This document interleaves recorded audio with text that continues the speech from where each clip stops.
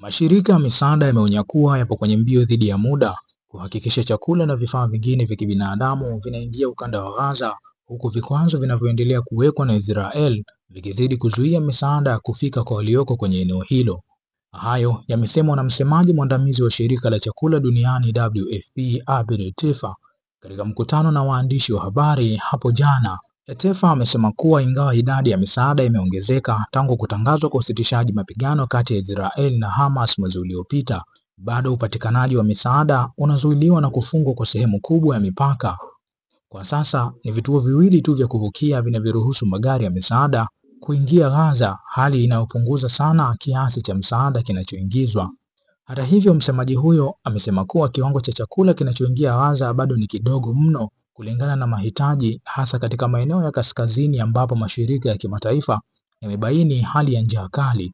Eneo hilo linabaki kufungwa na misafara ya misaada inalazimika kutumia njia ndefu na hatari kutoka kusini mwa Gaza. Tefa amesisitiza kuwa ili kusaidia kiwango kinachohitajika, wanahitaji mipaka yote kufunguliwa, hasa ile ya kaskazini. Pia wanahitaji barabara zote muhimu ziwe wazi ili chakula kisafirishwe haraka na kwa ufanisi. Wakati huo huo, maelfu ya Palestina wameanza kurejea kwenye nyumba zao kaskazini mwa Gaza baada ya jeshi la Israel kujiondoa hadi kwenye mstari wa njano kama sehemu ya makubaliano ya usitishaji mapigano.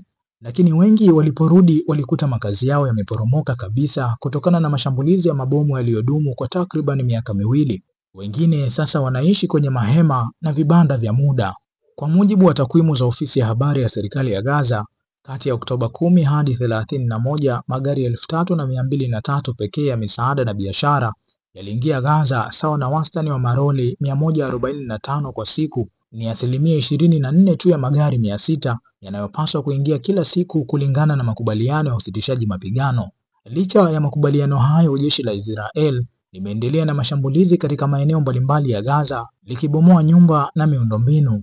Wakati hayo yakijiri, viongozi wa Israel wameendelea kukataa lawama kuhusu mashambulizi na vikwazo vya misaada, wakidai Hamas imekiuka makubaliano kwa kushindwa kukabidhi miili ya mateka wote wa Kiyahudi waliouawa.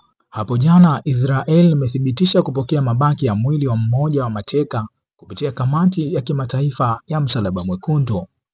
Bakari Chimpanga, Doc Nation TV.